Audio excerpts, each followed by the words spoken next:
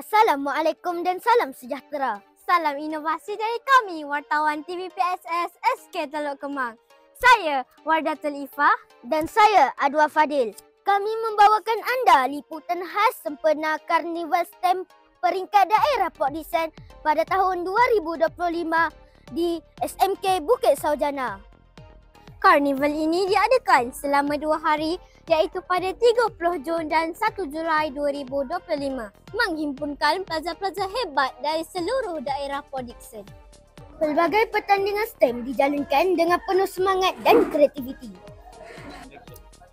Antaranya bridge building, roket payung terjun, pellet and target, pertandingan drone serta STEM talent show yang pastinya mencungkil bakat luar biasa.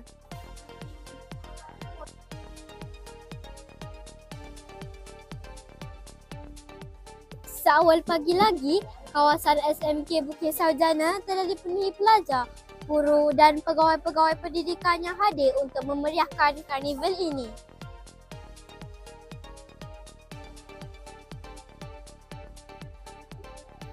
Di kawasan lain pula, talent show mencuri perhatian ramai.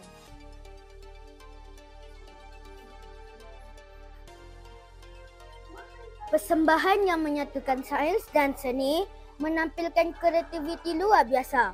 Dari drama pendek bertemakan teknologi hinggalah sajak berirama sains yang menggetarkan semangat.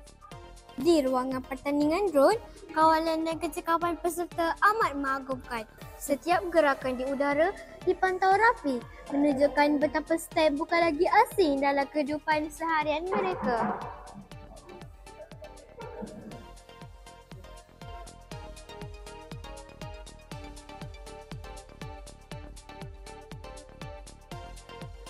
Sekarang, saya bersama salah seorang peserta pertandingan STEM 2025.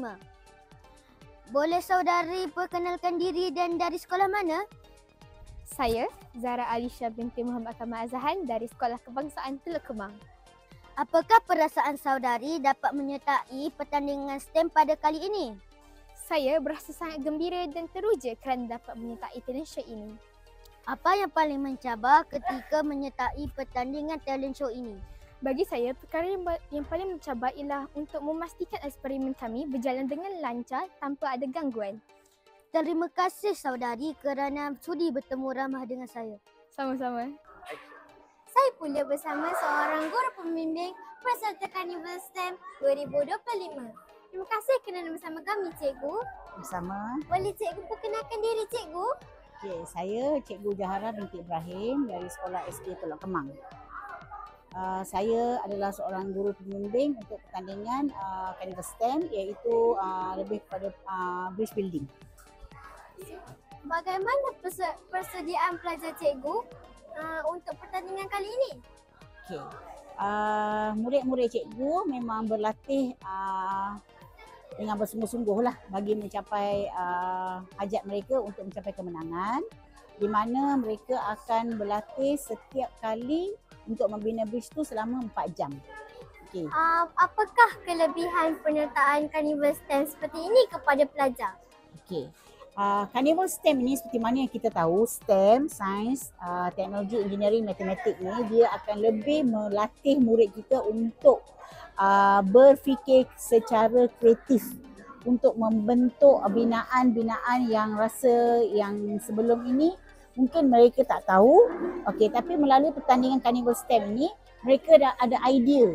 Okey, macam mana rupanya dengan menggunakan lidi sahaja boleh juga menghasilkan satu jambatan ataupun boleh menghasilkan satu model yang boleh menampung beban yang begitu banyak.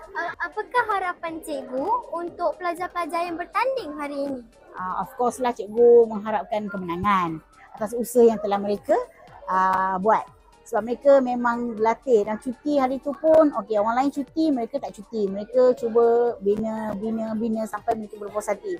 So pengorbanan masa mereka, masa bermain mereka dikorbankan. Okey, so cikgu mengharapkan dia berbaloi lah supaya mereka dapat menang dan kalau boleh dia dapat masuk ke peringkat yang lebih tinggi lagi. Baik, terima kasih Cikgu kerana sudi ditemu ramah. Okey, sama-sama. Sekian sahaja dari kami, wartawan TV PSS SK Teluk Kemang.